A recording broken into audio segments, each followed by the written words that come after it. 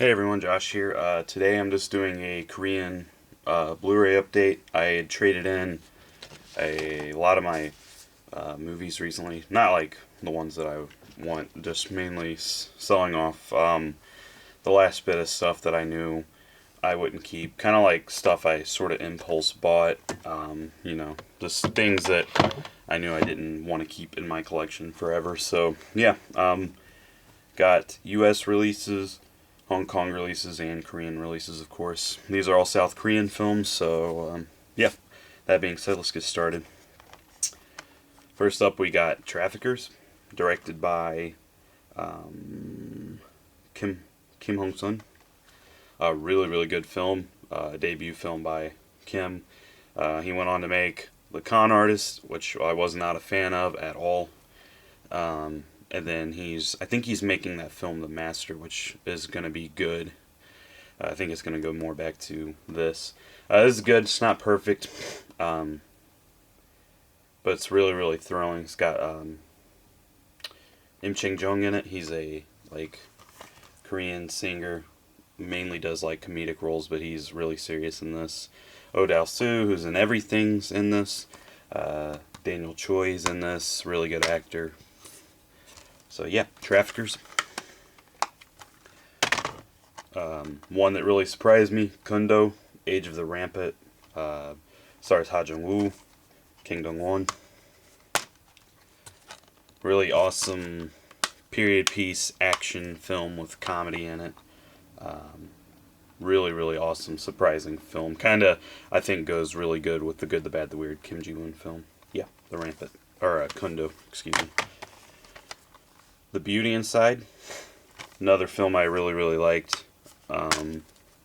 Wasn't really expecting anything out of this one at all, but I liked the plot enough. I think this is actually a remake of a U.S. movie, which I hadn't seen, but that's what I read online.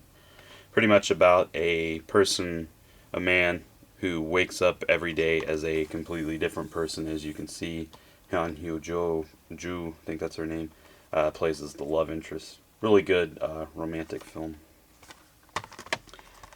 Bedeviled, another film I really, really love. Also another director who went on to do a film I didn't like, Secretly Greatly.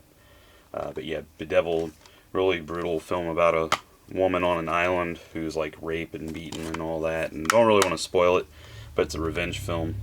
Absolutely brilliant film. Bedeviled. New World, another brilliant film, gangster film by the guy that directed Showdown, which was not really good.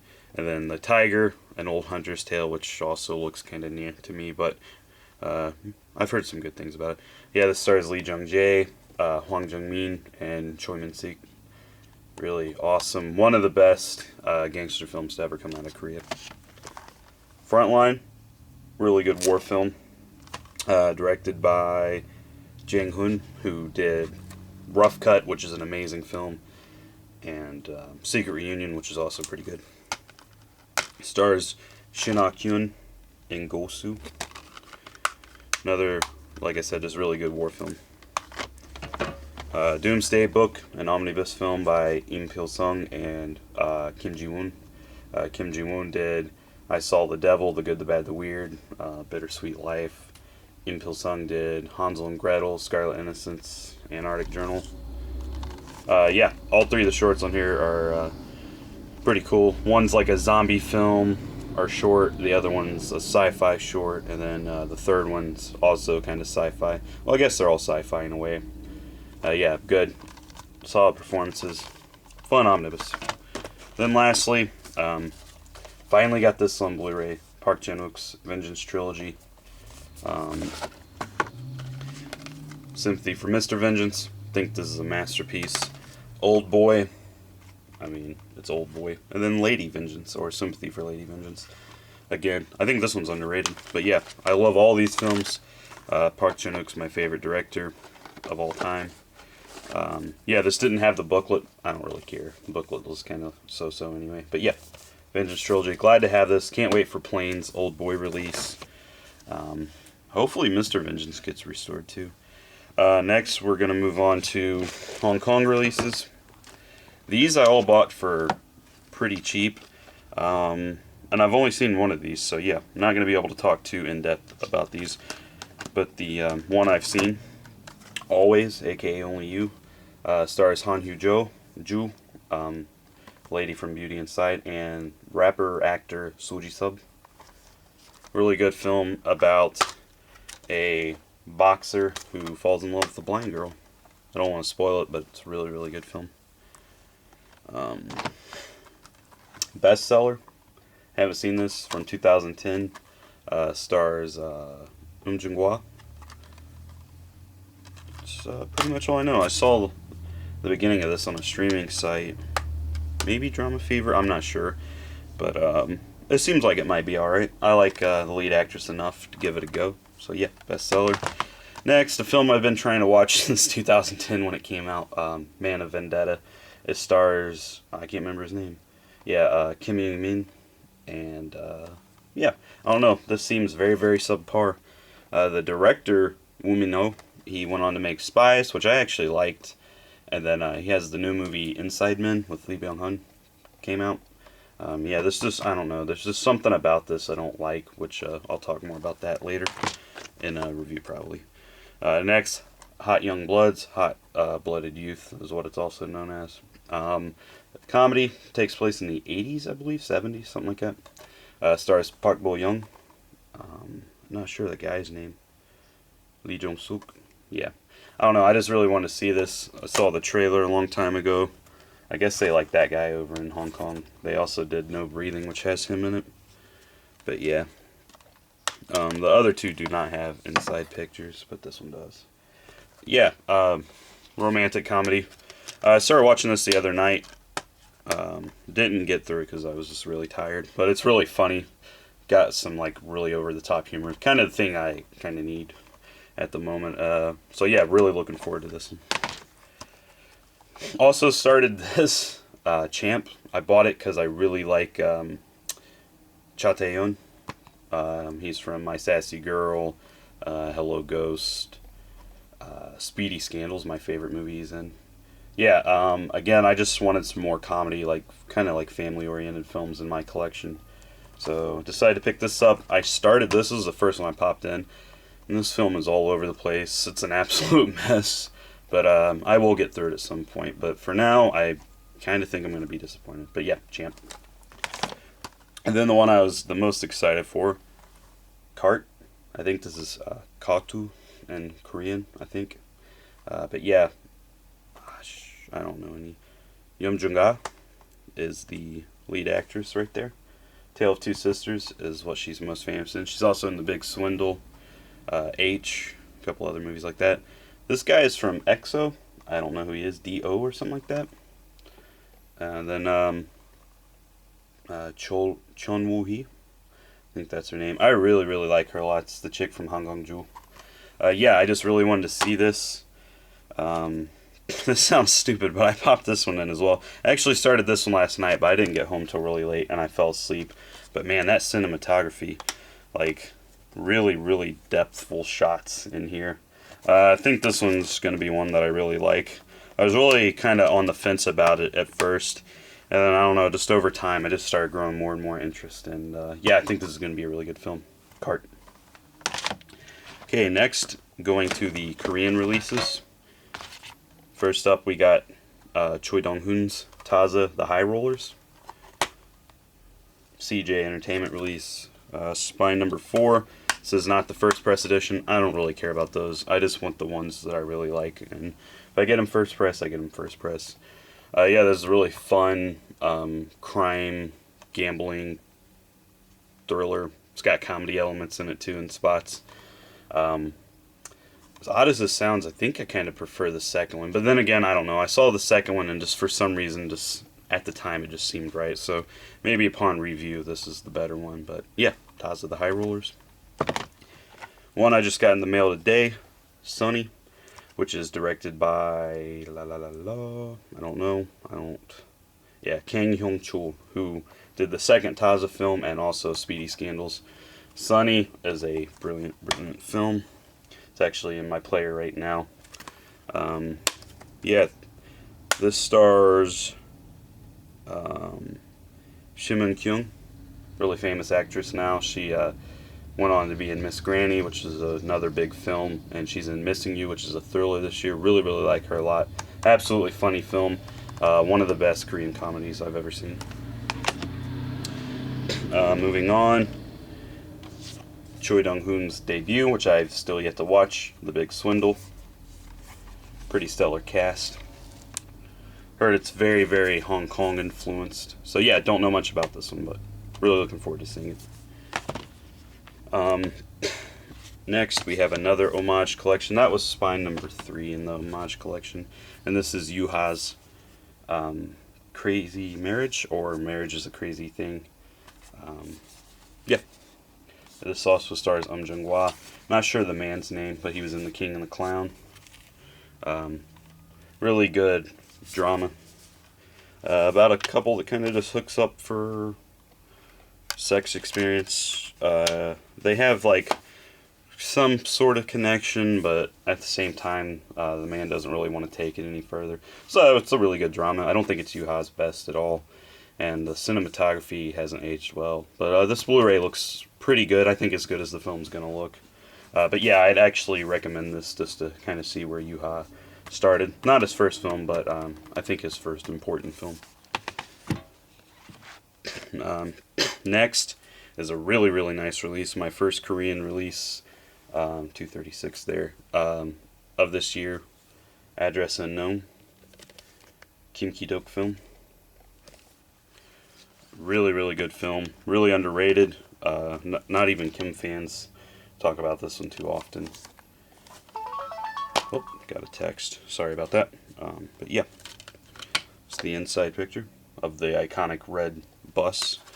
It's about a half black, half Korean man who kind of, I don't know the place that they're at. I can't remember, but they live by like a U.S. military base, and it's sort of just about his everyday life and stuff. Cho Tae-hyun, I think that's his name. I don't even know what that was, but yeah, that guy. I don't think that's his name. Anyway, he's a Kim Ki-duk regular. Really good actor. I think I just said Cha Tae-hyun, maybe. I don't know. Anywho, yeah. Typical, like, artsy fare from Kim. Always really creative in his works. And as usual, they're always really bleak. Pretty hard to watch. But yeah, this is just a nice photo booklet. Another really good picture there. Yeah, Address Unknown's probably my favorite Korean release of the year, actually, because there hasn't really been any Korean Blu-ray releases this year of Korean films. Worth noting, aside from this, so yeah, Address Unknown. Gorgeous edition by A Studio, Studio A. Okay, moving on. A film that completely surprised me, The Terror Live, stars Ha Jung-woo. About a man who used to be a news anchor. He gets demoted to radio DJ, like has his own radio show. Anyway, this guy calls in when they're having like a question discussion, threatens to blow up a bridge behind the studio, which you can see there, which he does.